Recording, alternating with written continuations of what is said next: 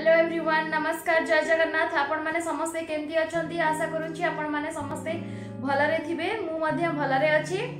आज मु आपण मानक सहित शेयर करिवि कदली फूल बा कदली भंडार 6टी उपकारिता विषय रे। ताहले चलंतु जानिबा। जदि ए वीडियोटी आपण मानक भल लागिबो ताहले लाइक आ शेयर आ कमेंट करबा को जमारो भूलिबेनी। आ मो चैनल को सब्सक्राइब करिवे आ पाखरे थिबा बेल आइकन को हिट करिवे न्यू न्यू वीडियो रो नोटिफिकेशन पाई।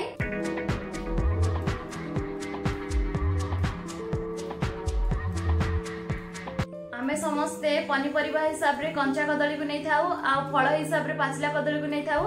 कदली खाइबा द्वारा हमको बहुत उपकार मिली थाए। ताहले चलंतु जानिबा। तेणु समस्तंकर प्रिय खाद्य कदली होई थाए। किंतु आपण जानिछंती कि कदली रो फूल आम पई बहुत उपकारी। तेबे चलंतु जानिबा कदली रो फूल खाइबा द्वारा हमको कोन कोन उपकार मिली थाए। फास्ट है कदली फूल बा भंडा सप्ताह को 2 थर खाइबा द्वारा डायबिटीज हार मानी थाए। कहीं कदली रे प्रचुर परिमाणर ग्लाइसेमिक इंडेक्स फाइबर और एंटीऑक्सीडेंट रही थाए जहाँकि डायबिटीज को नियंत्रण रखी थाए। सेकेंड रे जदि डायरिया होई थाए काहाकू कमु न थाए ताहले कदली फूल खाइबा द्वारा डायरिया मध्य कमी थाए। थर्ड रे कदली फूल खाइबा द्वारा शरीर रे रक्त संचालन ठीक भाव में होई थाए।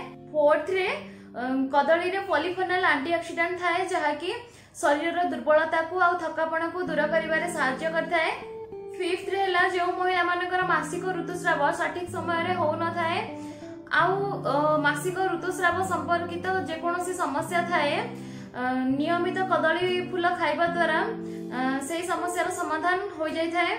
सिक्स्थ रे जो गर्भवती महिला मानकर पिला जन्म परे सठिक भाव में क्षीर हो न थाए पिला को क्षीरपान करैबा पई कदली फूलर व्यवहार द्वारा लाभ मिली थाए। आशा करूची आपण मानको ए वीडियोटी भल लागिथिबो। जदि ए वीडियोटी आपण मानको भल लागिबो ताहले लाइक शेयर आ कमेंट करबा को जमारो भूलिबेनी। आ मो चैनल को सब्सक्राइब करिवे आ पाखरे थिबा बेल आइकन को हिट करिवे ताकि आपनको न्यू न्यू वीडियो रो नोटिफिकेशन मिली जिवो। पुणी देखा हबा नेक्स्ट वीडियो रे। जय जगन्नाथ।